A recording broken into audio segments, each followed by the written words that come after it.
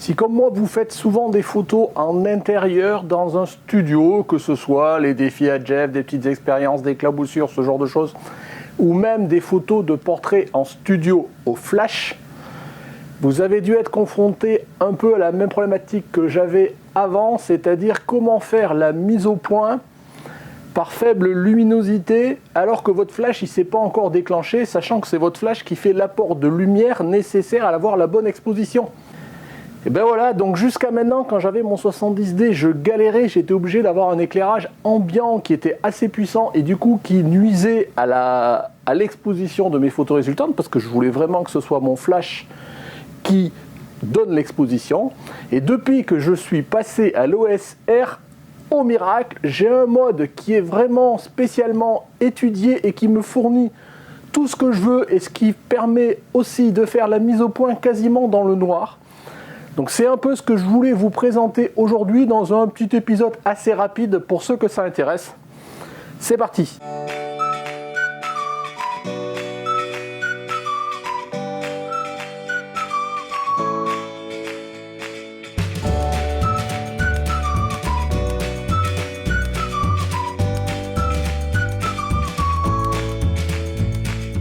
Bonjour, bienvenue sur Jeff Photographie. Donc aujourd'hui, on va voir les fonctionnalités de l'EOS R pour ceux que ça intéresse, qui permettent de faire des photos dans le noir ou par très faible luminosité, notamment de faire la mise au point dans le noir. Voilà, je vous montre mon setup. Donc vous voyez là-bas au fond, juste une bouteille qui est très faiblement éclairée. Si je devais faire une photo comme ça avec juste l'éclairage ambiant, la photo serait noire. Ici mon appareil photo, l'EOS R, bien évidemment. Dessus j'ai monté mon émetteur X Pro pour déclencher mon flash, mais pour l'instant il est éteint, donc si je fais la photo, pas de déclenchement du flash.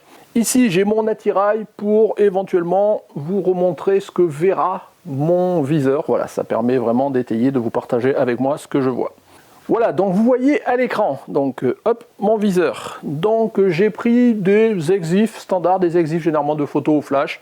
Je suis à 1/200 de seconde, donc la vitesse de synchro flash de mon appareil photo. f5.6 et 400 ISO, ma foi, des exifs qu'on pourrait utiliser pour faire du portrait en intérieur ou pour faire des expériences à Jeff standard au flash ou sans flash. Voilà, on pourrait toujours jouer sur un certain nombre de choses. Si maintenant je suis, on va voir, il y a deux cas. Il y a le mode où je suis en mode one shot, donc la mise au point unique, je fais ma mise au point et puis elle bouge plus, soit iServo, où tant que je laisse appuyer sur le bouton, le prédéclenchement, il va suivre il va continuer à faire la mise au point de mon sujet tant que j'ai pas déclenché.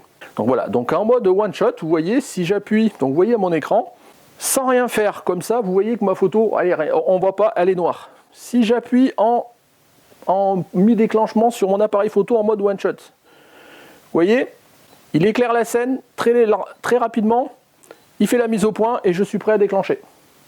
Je recommence, il éclaire, il fait la mise au point. Donc pour vous montrer que c'est pas truqué, voilà, si je change de position, ici ma bouteille, voilà, vous voyez, il a éclairé, il a trouvé la mise au point, il a déclenché. Et si je prends une photo maintenant, bien évidemment, cette photo, je vous montre à l'écran, elle est toute noire. Voilà, donc c'est normal, il n'y a pas d'éclairage. Alors bon, ce que je voulais juste vous montrer, c'est le mode qui permet d'éclairer avec une LED intégrée. Voilà, il y a tout un système avec une LED, il a des faisceaux d'assistance infrarouge. Enfin bon, je ne vais pas rentrer dans le détail, qui permet d'éclairer la scène juste le temps de faire la mise au point. Si vous aviez un modèle, il irait chercher le suivi de l'œil, ce genre de choses, ça marche très bien. Après derrière, j'ai pas d'éclairage spécifique pour vous montrer une photo bien exposée en éclairage ambiant. Par contre, on va le faire au flash. Donc ça, c'était en mode one shot. Si j'allume toujours en mode one shot, juste mon flash. Donc enfin, en tous les cas, même pas juste l'émetteur du flash pour l'instant, vous voyez. Donc là, vous voyez de mon viseur, qu'est-ce qui se passe? Il éclaire mon viseur et du coup, j'y vois comme en plein jour. Il éclaire presque en continu pendant un certain temps ma scène. Au bout d'un moment, ça s'éteint. Voilà. Et ce qui me permettra de faire la mise au point, vous voyez, hop, sur mon sujet. Là, si je prends la photo, voilà, si on regarde la photo résultante, voilà, ma photo résultante. Si on la zoome, vous voyez, ma photo, elle est bien nette. Il est bien allé chercher la netteté de la bouteille. Voilà, toujours pareil, pour que vous ne croyez pas sur parole, je déclenche, je change de sujet de l'autre côté, je clique à mi-parcours, voilà, et là, il détecte bien la bouteille, je fais ma photo avec le flash, on va regarder ce que ça donne. Donc vous voyez la zone de netteté, les petits points, les petits carrés rouges, c'est là où il a fait la mise au point. Si je zoome sur ma photo, regardez, elle est nette. Génial, que demander. Ça, c'est un mode AI Servo. Enfin, un mode simple, single shot, je me trompe toujours. Si je passe en mode AI Servo, déjà sans mon flash, j'éteins mon flash. Je passe en mode AI Servo, hop, j'appuie sur mon petit bouton. Donc vous voyez à mon écran, AI Servo.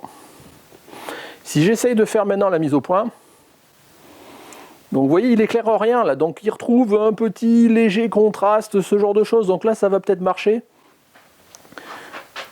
Mais parce qu'il y a la lumière du flash et encore, il faudrait que je l'éteigne, tiens. Hop.